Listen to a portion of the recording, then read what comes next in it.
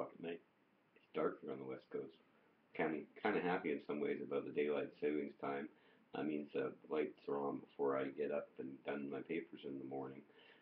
But it means when I'm up late trying to catch up on a long day, I'm blogging in the dark. Good thing I got good lighting in this room. Otherwise you wouldn't be able to see me sitting here in the shadows. Above that, I had some good luck, bad luck things today go on. I was out doing my papers today, training a new lady to do my 2 days off coming up next weekend for my birthday. I booked to take the weekend off and have 3 days, Sunday, Monday, or Saturday, Sunday, Monday off for the first time since like before Christmas. And yeah, halfway through the route this morning, I'm pulling up to the house and the car started doing lunges when I go to accelerate. And it's like, that's weird. Felt like I missed my shift and didn't want to shift. Stuck in gear. Depressed the clutch again, didn't feel nothing, couldn't shift. That's odd. So I pumped it a couple of times and get the clutch down and shift again, drive in, go to 2 stops, back up. I don't have trouble getting in gear. Well, that's not good. Go to the next stop, pop the hood.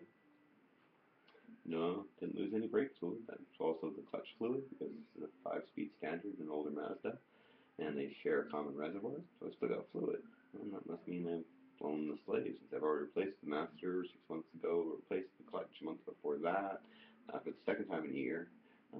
Gotta be the slave, so take it home, borrow the keys, take these my daughter's 2-year-old Honda, take the nice lady out, show her the rest of my route. She figures it out. She thinks she's going to be able to do it for my 2 days off.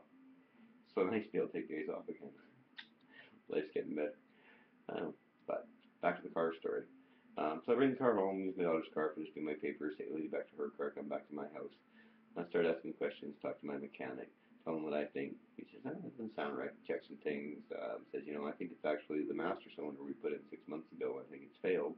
It's leaking inside, because if your slave cylinder was leaking, you would have lost fluid because there's no way for it to get back inside the system once it passes the seal. I said, okay, if you say so.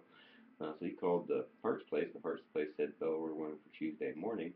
It turns out that it's probably the part I'd already replaced. It was defective. It's going to cost me 1 hour in my driveway and don't tow bill. Honestly, all things considered, I got the car home without having to have it towed. That could have cost me over $100. I don't have to have it towed into the shop. Could cost me another $100. My mechanic won't charge me $100 for coming to my carport where I'm going to drive the car in.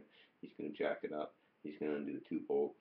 I'm going to help him bleed the clutch out once he refills the cylinder. We're going to check an adjustment of brakes. Do they share a common reservoir? What was there? And we'll be done in an hour. So good and bad. But it did make for a long day, and here we are, cutting a video. That's just a little piece of the life and times of Michael, your heart health blogger from Michael's Health Answer, and the Solopreneur from SolarPreneur.ca. The little group's growing. We have 8 members. 2 have gone partner. 2 people have said they want to come in as partners. We should be 10 really quick here.